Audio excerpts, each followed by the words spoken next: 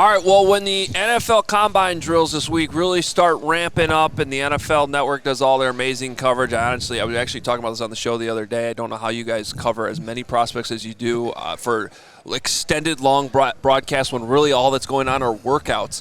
But I'll tell you what, just Charles Davis joins us, and he does the broadcast every year with Rich Eisen and Daniel Jeremiah, and it is captivating. I record it because we're always here. Yeah, you guys are working. But I record it and I go back and I learned so much from you guys because I don't know how you guys just riff on all these players one after another, running a 40 and doing the gauntlet and all this stuff. It's great. Well, thank you. I really appreciate it. That's awfully kind of you to say. I will say this, and I hope it doesn't just come out as this self-deprecation thing or what have you.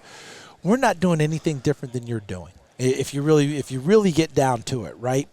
You guys do your homework. You know the players that are in the draft. You know what your teams and your audience is looking for and what you're expecting. So you're doing the exact same things that we are. We're all in it together. We're just lucky enough that we are the network of choice, right? And we get to actually do the combine. So we better do our homework. We better work hard at it.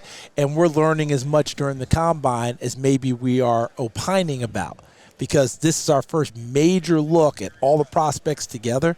We've had East-West game. We've had Senior Bowl. You've had reports from the Hula Bowl. You've had all these other things. But everyone here together with the whole league here, we better be on our game. Otherwise, they'll find other people to do it. Well, his favorite drill is the gauntlet. He was talking about this at length the other night, why he really puts a lot of stock into that. So I'm curious what your favorite drills are if you had to pick a couple. Well, I love, I'm a former defensive back, loosely speaking, right? I love this. I love to see the change of direction stuff. Anything that's change of direction, to see the athleticism, doesn't matter what the position is for me, because I love to see it. Because when I watch an offensive lineman come out there and skip pull and get to the perimeter and then hit a moving target, that's athletic as all get out, even though it comes with a lot of fury and violence that goes along with it. When I'm watching the defensive backs go through cones and do all their change of direction and go and get the football and pluck it out of the air. I love all those things. The gauntlet drill, the discipline to stay down the line, catch the football, possess it, head turn, and you stay right down there. To me, that gauntlet drill was one of the reasons Keon Coleman went in the second round to Buffalo, because he didn't run particularly well. I think he was like a 4.61 or what have you. We knew about his size and his jumping ability, but the discipline to go down there, catch the football, turn, and do all the things that you need to do. Because we've seen guys in that gauntlet drill. If I was running line, they put the tracker on them, and all of a sudden you see that squiggly line. If I was running it, it'd look like a sobriety check or something. But let me tell you something. When I'm watching them do it, I am not laughing at them because I know it's a very difficult thing to do. But when you see it done as well as Coleman did, as for one example last year, then you're like, oh, that makes a lot of sense there, because it's not natural to just keep on a straight line and do all those things. Typically, you're going to move one way or the other. All right, let me give you a question with a little Tennessee flavor for you, okay? What do you think about an offensive line where you have Trey Smith next to Darnell Wright? I think that would be fantastic, because Trey Smith is a Pro Bowl guard. I think he borders on being an all-pro guard. The worst game I've seen him play was the Super Bowl. That was a tough night. But that's a tough night for everybody for Kansas City. But if you take them and watch Trey Smith and what he has done, that guy's a mauler for you. He can move. He can hit those moving targets I talked about. He can protect for you. He can do everything you're talking about. That would be a big, big deal, because you got a quarterback that you got to take care of. And I know Ryan Poles and crew are doing everything possible to get that done. So, global view of this draft, like I'm seeing some clips out there today, as Schefter was talking, that you could get the same player at 35 that you could get at 10. Yeah. I don't know if anybody wants to move up to 10 per se. Right. But do you agree with that, hey, there's a lot of depth there. If the Bears could add picks, maybe that's a reasonable thing to consider? Yeah, I think it is a reasonable thing to consider. And sometimes we get the hyperbole going so much. Well, get the same guy at 15, get a 75. That might be too rich. But I know what Adam is saying there. I totally get that. It all comes down to what your conviction is as a team about a certain player. Because sometimes we say, well, the same kid you can get at 35. For that team, they're like, no. There's something about this kid that we like, that we think we can plug in, or he can do this for us in our system. he means something to us at 15 that I don't want the guy at 35. So it just depends on team to team. But all in all, I think the ratings, if we were able to get into everyone's ratings, you might see whoever the 15th rated player is, Right. you might have a similar score at 35 and 40. You may very well have that. Well, in that vein, I mean, I'm looking at, obviously the Bears need offensive linemen. But And defensive linemen. And defensive linemen. And so Safety. I'm struggling. It's the right year for offensive and defensive linemen. Right. And so, and free agency's got to tell that picture before we get to the draft, obviously. But correct me if I'm wrong, but it just feels like to me the offensive linemen that potentially could be available at 10 just don't move the needle the way the defensive line do. And I'm taking into account the guys that look like they're for the offensive line and interior in the second and third round that have a lot of potential as well. Yeah, I think you're right. I actually do. I do agree with you on that one. I think that if you're just going head to head and you're coming down on it, the offensive lineman or defensive lineman with similar scores, you're probably leaning defense in the early going. And that offensive lineman, if you pass on him here, there's a very good chance a very similar guy you can go get in the third round and not really lose any sleep over it. Doesn't mean you're always right. Again, some teams have such great conviction on certain players that they're going to go get them. But I don't think that you're wrong there. Plus, you're going to have conversion guys. See, we're going to have tackles that are going to get moved inside the guard. Right. We're going to have guys that you got to decide, is he a guard or is he a tackle? Right. We have some of these guys who, like Graham Barton last year, was a tackle that they moved to center and started him right away, but they'd seen him do some of that in college. Gray Zabel from North Dakota State is going to be an interesting deal. Right. Because where am I going to play him? Am I playing him at guard? Am I playing him at center? I don't think I'm playing him at tackle. That's just me. I think he's a good player, but I think he's better at guard.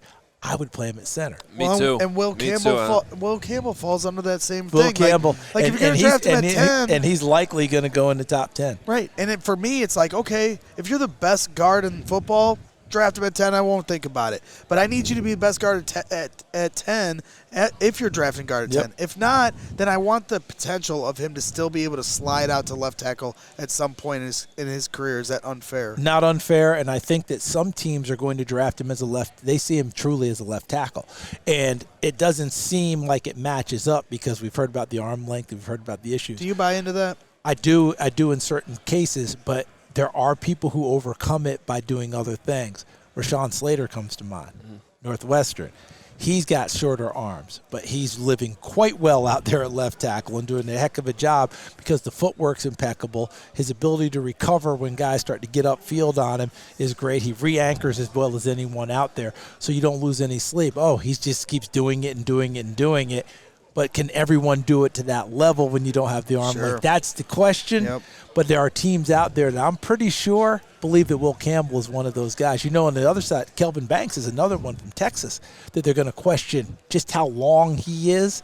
But again, they feel like that footwork makes up for a lot of things. So I think both of them start at left tackle before anyone moves them inside. I don't think someone's going to draft Will Campbell or Kelvin Banks with the idea that they're immediately inside like Peter Skronsky came out. Remember when he came out of Northwestern, Tennessee was moving him inside as soon as they drafted him. That was their plan. They never even put him out at left tackle. See, and maybe I'm just not smart enough to understand the whole thing here. But I think you are. I appreciate Charles. But so that's why, while his arm length is not long enough, we're talking about a quarter inch. I'm like, I just think that is too simplistic to look at it that way. 4.2, 4.3 on this day. How fast is he on Sunday, Saturday, whatever? There's an over-evaluation on the numbers here. Can he do it or can he not? I think you make a really good point. I think what some people will tell me, and I think that they are correct in the macro, is you have to have a standard for what you want for your team. You guys have decided, like you and your franchise have decided, I want corners that do this, this, this, and this, measure this, this, this, and this. Now you've set your standard. How many exceptions are you going to make? Remember the Bill Parcells quote about it? If you start making a bunch of exceptions, you know what you got? Exceptions. You don't have what you're looking for. So if you're going to make that exception, it needs to be an exception, not the rule. Right. And that again, each team's gonna have different standards on that. Like you're saying, it's like, so you tell me a quarter of an inch, I can't have a guy that thinks pretty good. Yeah, that's for dominant. You. Right. That doesn't work. Right. For another franchise, they might go, Yeah, that doesn't work because we don't want to start getting into that game. It just depends on who you are. So let me give you another sort of area we start talking about exceptions, because one of the things I love about the NFL is you get certain trends, positional values tend to change here and there. They really do, don't they? We're by the way, the running backs are back. That's what I wanted to ask you about, because speaking of exceptions, do I want to use a first-round pick on a running back? Probably not, but Jahmyr Gibbs was a pretty damn good exception. Really good exception. Out. And by the way, they've jumped up to get him. Yeah. Because everybody thought, listen, Jahmyr Gibbs was going second round in the minds of most people, despite how dynamic he was. They jumped all the way up and took him at 12. And by the way, anyone turning that one down now? Now we got Sonic and Knuckles, and, it's all working out pretty well. People may have forgotten that the Cowboys took Zeke Elliott at 4, and people flipped out. What the heck? Okay, they didn't get a Super Bowl out of it, but they were contenders every year. He gave them their identity on offense. They ran everything through there. Them not getting to a Super Bowl wasn't Zeke Elliott's fault in his prime. Mm-hmm. Not at all. Yeah. So that's where we're getting. Ashton Jeanty, it's going to be interesting to see what we decide to see where they decide to go with him, because talent-wise, he's a top 5 guy. All right, if you look at a lot of boards, top 10 at least on everybody's board in terms of where they're going to rank him as a player. Where does he go? And will there be others that go with him? Will Omarion Hampton go out of North Carolina? Will Travion Henderson go out of Ohio State? Do you like Quinshon Judkins a little bit more? I don't think we're going to have a run of people in the first round, but it wouldn't shock me if we had more than one runner in the first round. That could change things this year. Part of the reason why I want to ask you that is because Ben Johnson, new Bears head coach, was in Detroit when they drafted Jahmyr Gibbs. Now, look, I'll be shocked if the Bears don't go offensive or defensive line. I think it's pretty obvious that's where they need to beef up the most.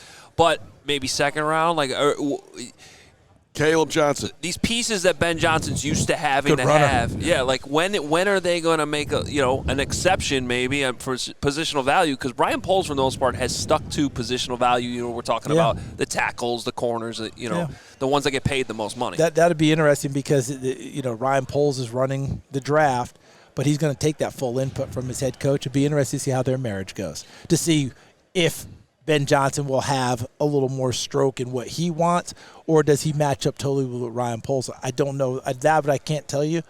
But it'll be interesting to watch how they interact and decide what to do. Just real quick, Ashton Jeanty is how far? If Bijan is a 9.5 for people on the audio, where how close do you think Jeanty is to that? Jeanty's between 9 and 9.5. I'm a Bijan Robinson lover. I think he's just phenomenal, okay?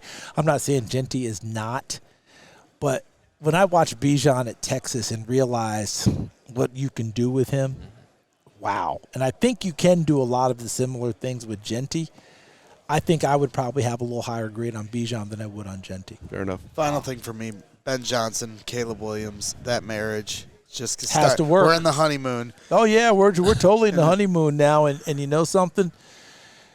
Caleb Johnson has to realize where he is, as a second-year guy. Here's the guy that I'm going to be tied in with. Put in that type of work. Ben Johnson knows I took this job specifically because Caleb Williams was here. Right. Because he had his choice of where he decided he wanted to go, and he decided this is the place to be. They both understand how it has to work and how they want it to work. I think if both just put in the time, it has a great chance of working. Like I watched last year, our team, we were lucky enough to see you. Unfortunately, it was the week after the Hail Mary. Oh, God. And we saw you in Arizona. They're replaying that game in this room yesterday. Right? And we saw you at Arizona, and that was the old, we've all met, and we're all going to be okay and all that. And no, you weren't. I mean, when I say you, the Bears were not. Well, we were there, and we found that out. We got pretty close to kickoff, and I just all of a sudden did not like the vibes that were going on. The vibe was not great. Listen, we went into the game, we didn't like the vibe. So we understood, and then it played out, and it could not have played out much worse. Okay, kick it all to the curb now. New sheriff in town. Right, the quarterback has a chance to start over again. But there's a lot of good elements on this team because there was a reason for optimism last year. It wasn't just because Hard Knocks was on. It's pretty darn good. Like, you're looking and going, man, look what he's walking into. This isn't bad at all. Now let's see if he can keep getting better, and then he has his second year. Coaching matters, right? Coaching matters. Players understanding coaching matters. Yep. And coaches understanding players matters. Yes, sir. Like, can you guys all come together and knit it? And by the way, I don't care what anyone says, but this generation and all, you can still coach them hard if they know you care. That's a good point. Yes, sir. Charles Davis, I hope you guys have a great weekend to broadcast with the Combine. We'll be watching. Can't wait. It's a pleasure talking to you. Thanks for Charles. having me Appreciate on. it. Continued success to all of you guys. You keep knocking them dead, and hopefully I'll get a chance to see you down the road, okay? It's a great one at the end there. Kids don't care how much you know until they know how much you care. That's Remember right. that. Right? Love well it. done. Now, there's some wisdom right there. All right, guys. Be Dropping good. bars.